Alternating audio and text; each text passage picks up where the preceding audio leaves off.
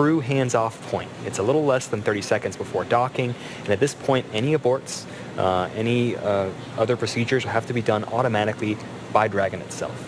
And if all goes well, which we fully expect and we're looking forward to, this is the moment when the crew arrives at the space station. Dragon will fly in and make contact with the international docking adapter that has been waiting for its arrival, giving us what we call soft capture. So the work isn't done just yet. So the soft capture ring will retract, and sensors will indicate when it's time for 12 hooks to drive into place and secure Dragon to its new home on the space station.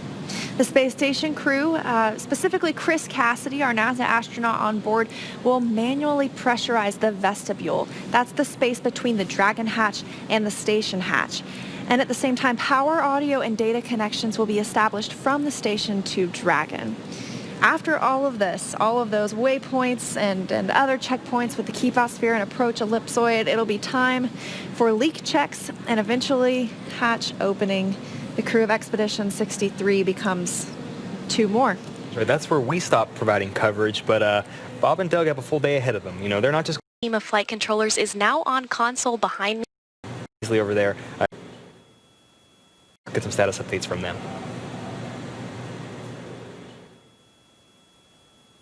Thanks, Michael and Leah. Here in Mission Control Houston, the Orbit 1 team of flight controllers is now on console behind me, led by Flight Director Anthony Varia. At this hour, the Crew Dragon crew and the International Space Station crew are both asleep, hopefully getting some much-needed rest in the midst of all this excitement, but that crew sleep time for the International Space Station crew will end moments from now at 1 a.m. Central Time before the crew begins an exciting day of work. Then around 5:35 a.m. Central Time, Cassidy has a rendezvous conference with ground controllers to review rendezvous procedures that Crew Dragon will be executing later in the morning. He will then move to begin setting up tools that will be used for leak checks between the space station and Crew Dragon after docking, as well as setting up photo TV equipment to capture the historic hatch opening later that day. And from there, Cassidy will move into his midday meal. Then around 8:25 a.m. Central Time, Cassidy will begin monitoring the approach of Crew Dragon from the cupola workstation on board the International Space Station as it begins its final approach into the International Space Station. Until then, all systems are still a go on the International Space Station for an on-time docking for Crew Dragon tomorrow. Back to Leah and Michael and Hawthorne. Thanks so much, Courtney. It's great to see you. Great to hear from you that everything is going well on the International Space Station side of this whole process. Yeah, and we were just talking about this beforehand. We're at T plus 10.5 hours. We're more than halfway through. It's crazy. We were covering 4 hours before the mission as well. This has been a long day. You know, you could say maybe it's time for some relaxation. Orbit was about 195 kilometers above the Earth, eventually up to the 400 kilometer altitude elliptical orbit of the ISS. The first burn was successful. It was the phase burn, and shortly after that, at T plus 1 hour 30 minutes, the crew completed the far field manual flight test. Now, Dragon is fully autonomous, meaning that the spacecraft does all the navigating and burns to get to the station on its own, but the far field manual flight test allowed the crew, specifically spacecraft commander Doug Hurley, to test the systems that would allow them to override Dragon's computers and maneuver manually should they ever need to take control. Yeah, and so after that flight test, the Dragon executed the boost burn at 2:40 p.m. Pacific time. The boost burn raised Dragon's apogee, or the highest point of its orbit around the Earth, to just 10 kilometers lower than the station. Not directly lower, but whenever it would reach that point, that's about the accurate distance. And this was the second of those 5 major burns, lasting about 7.5 minutes. The third of the major burns was the close co-elliptic burn, and that happened at 3:23 p.m. Pacific time.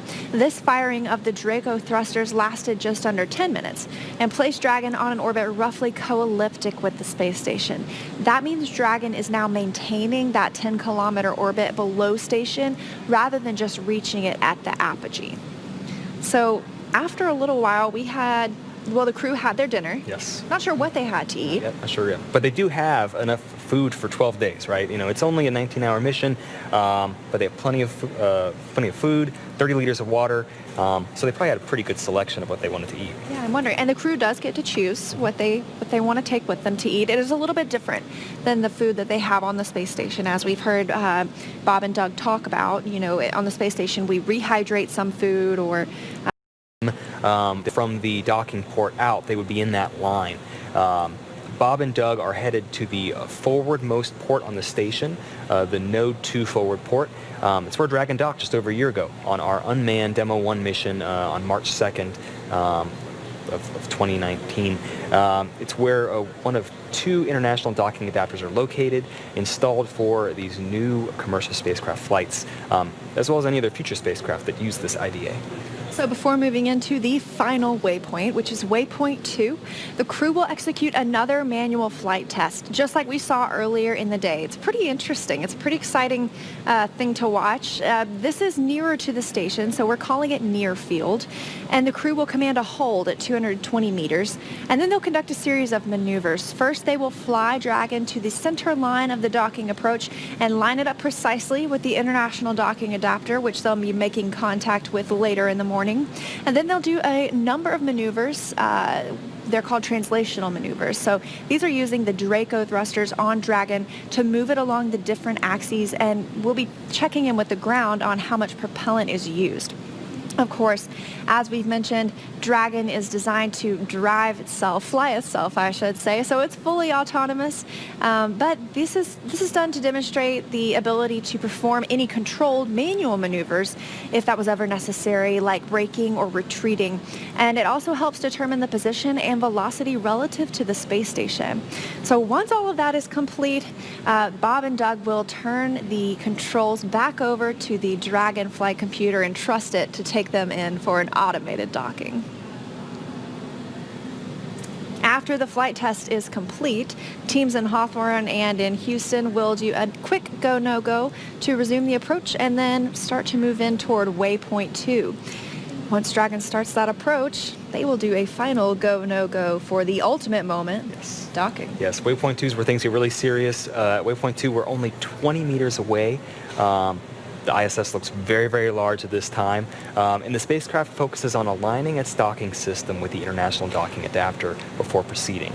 And right before the end, about 30 seconds before docking, you may hear the crew hands-off point, or CHOP, being called. At this point, the humans have no kind of say in the matter. Any aborts will have to be done automatically by the Dragon spacecraft. Courtney, glad to hear everything is going well over there in Houston. International Space Station itself currently flying over the South Pacific Ocean, and it will soon be approaching Chile. So definitely making its way around the world tonight, and Dragon is catching up. Exactly, right. We saw it on screen probably about an hour ago. The ISS crew's just waking up. It's 11:55 here. It's almost a new day in Hawthorne, California. Doug and Bob are still resting, dreaming, hopefully getting some shut-eye and some well-deserved rest after a momentous day. In the meantime, we're going to take a little break over here, play some sleep music for y'all. Please stay tuned. We'll have more updates when we come back.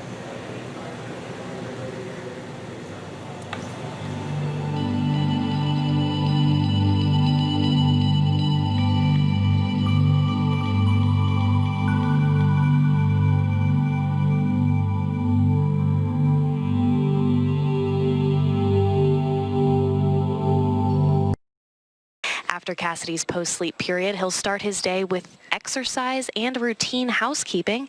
Then around 5:35 a.m. Central Time, Cassidy has a rendezvous conference with ground controllers to review rendezvous procedures that Crew Dragon will be executing later in the morning.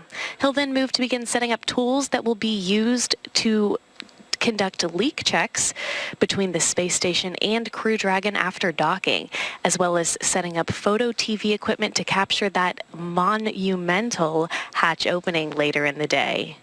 Once hooks are driven to form a hard mate between Crew Dragon and the station, Cassidy will then work in tandem with Bankin and Hurley to equalize pressure to ensure there's a tight seal between Crew Dragon and the International Space Station before they open the hatch to greet their new crew members who will become crew members of the Expedition 63 crew.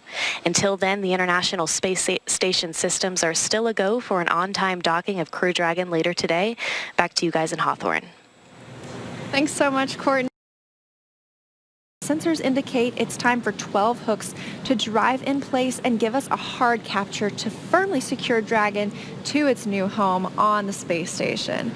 The space station crew should be pretty excited. They're going to get two new crew members joining their team. Chris Cassidy will manually pressurize the vestibule. That's the space between the Dragon hatch and the station hatch. And the power, audio, and data connections will be established from the station to Dragon. Afterward, there will be some leak checks conducted, and then it's time for hatch opening. Actually, there's our little Dragon again. There it is. We've been watching it. It's getting bigger. It's getting closer. But yes, that little white speck is not a star.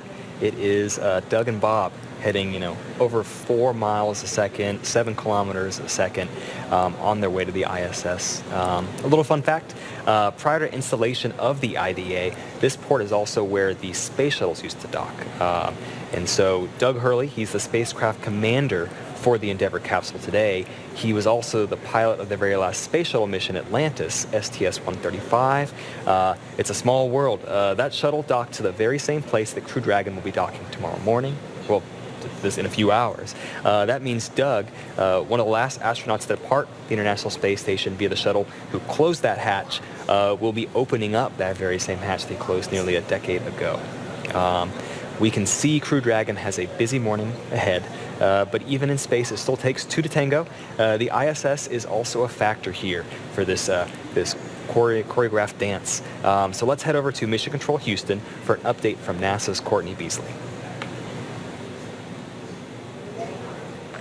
Thanks, Michael and Leah. Here in Mission Control Houston, the Orbit 1 team of flight controllers is now on console right behind me, led by Flight Director Anthony Varia. At this time, the International Space Station crew is getting ready for the day to begin. It'll be an exciting day of work as Cassidy begins prepping systems aboard the space station for Crew Dragon's arrival. After Cassidy's post-sleep period, he'll start his day with exercise and routine housekeeping, which is happening just moments from now. Then around 5:35 a.m. Central Time, Cassidy has a rendezvous conference with ground controllers to review rendezvous procedures that Crew Dragon will be executing later in the morning. And once hooks are driven to form a hard mate between Crew Dragon and the station, Cassidy will then work in tandem with Bankin and Hurley to equalize pressure to ensure there's a tight seal between Crew Dragon and the International Space Station before they open the hatch to greet their new crewmates who will become members of the 63 crew at the time they float through the station's Harmony module. And at this time, all systems are still a go on the International Space Station, so we'll toss it back to Hawthorne. Thanks, Courtney. A great update and a lot to look forward to. Yeah, everything is going well. Propulsion, power, life support system is good. The only bad news we have is it's the end of our time here. We've been covering the last couple hours, keeping you up to date on the mission so far. But we're going to bring in Dan and Shiva pretty soon, and they're going to help cover the upcoming transfer burn and also that eventual docking to the ISS. Yeah, thanks so much for letting us join you wherever you're at in the world.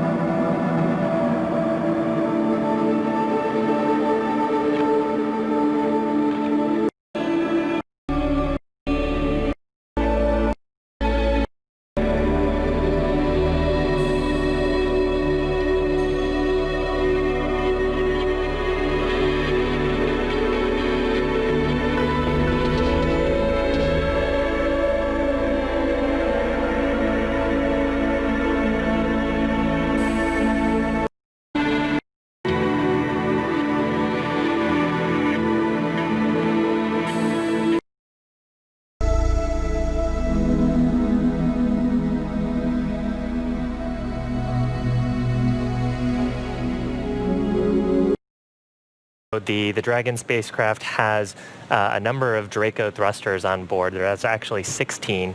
And for this burn, the vehicle is actually going to reorient its attitude, use those Draco thrusters on the forward bulkhead right underneath the nose cone, fire those for about 30 seconds, and